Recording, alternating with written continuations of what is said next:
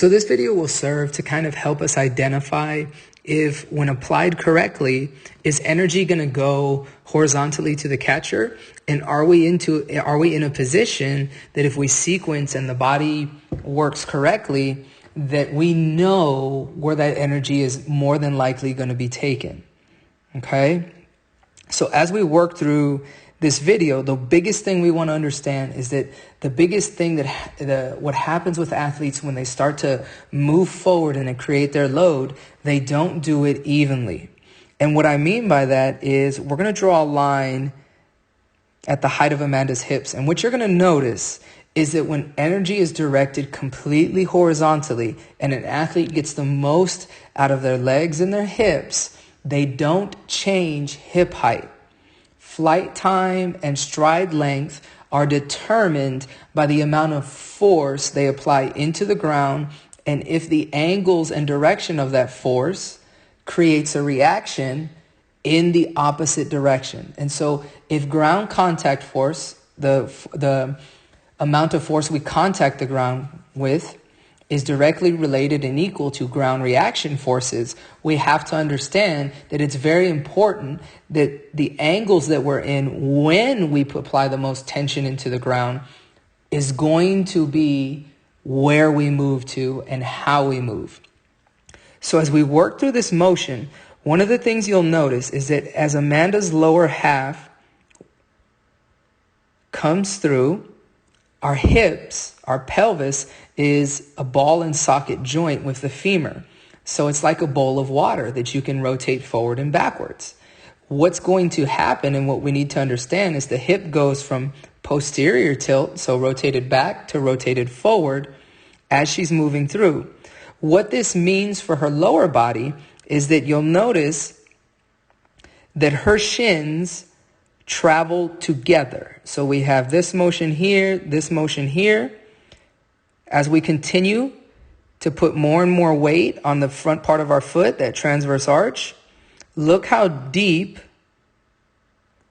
the angles of the shins get. And they match completely until the point where their transverse arch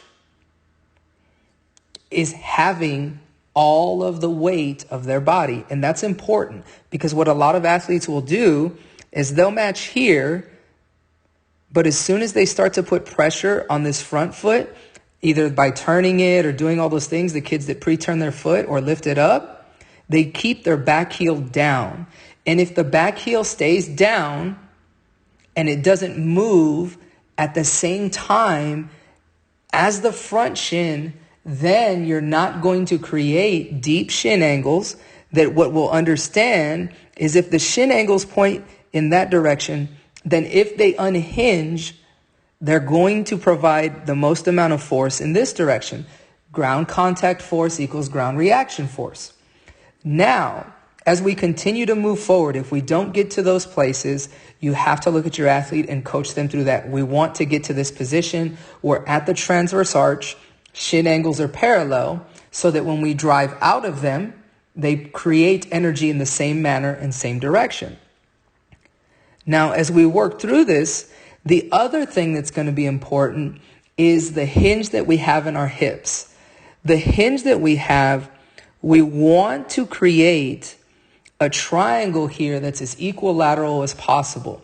What this tells us and what this gives us the opportunity to understand is that if we provide and access our hips and use our glutes to drive out, this triangle is going to compress and it's going to create the stack that we're looking for from the upper half. I talked about the pelvis being a ball and socket joint and being able to move forward and backward and rotate. This is important because a lot of athletes who don't access their hips pick their chin up and their body gets pulled backwards by their shoulders to create the upright posture that they're being asked to have, the being tall, all those things. It's very important that you understand there's a difference between being tall by pulling my shoulders pulling my torso, and getting tall by my hips moving through that ball and socket joint into extension and opening me up. So you'll notice Amanda doesn't get tall until right here. And you notice that that triangle that I said would compress now becomes this straight line. And that's how we get that stack. So if we move backward, we notice that the triangle up top,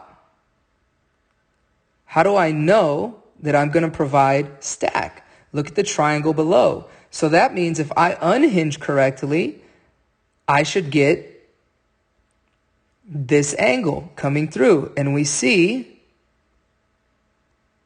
that stack happens in that manner because the triangles get pushed equally and we get knee dominant musculature moving with hip dominant musculature.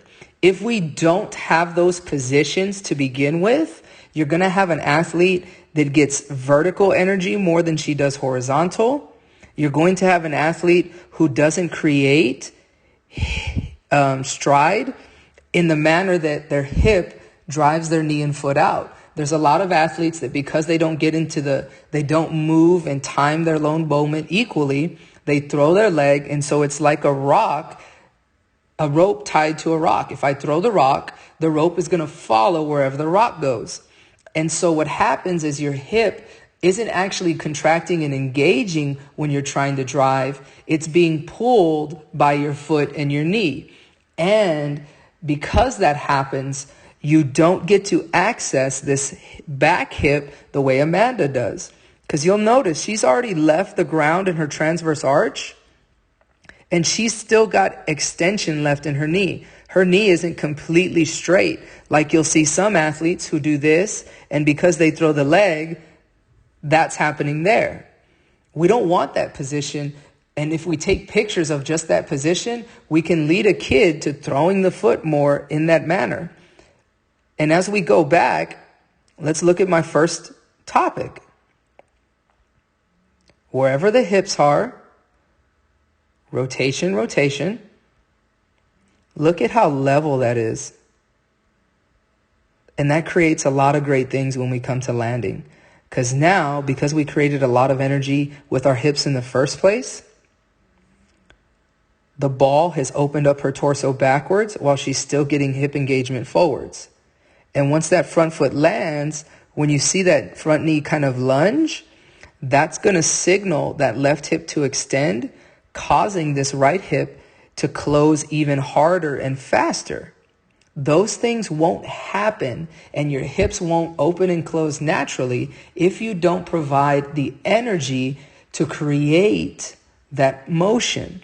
You have to create horizontal energy, and you have to be able to provide more horizontal energy through your hips than diagonal energy by just driving with your quads and calves. Otherwise, you're going to have a lot of problems and a lot of timing issues. Those are checkpoints that we want to look for. And we have to understand that if we don't get to these positions, we don't have access to the explosive mechanisms that create energy in the direction we want.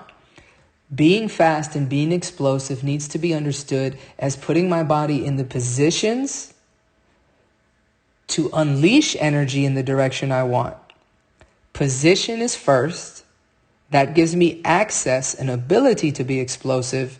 Now, for me as an athlete, my job is then to drive hard into that transverse arch and engage my hips.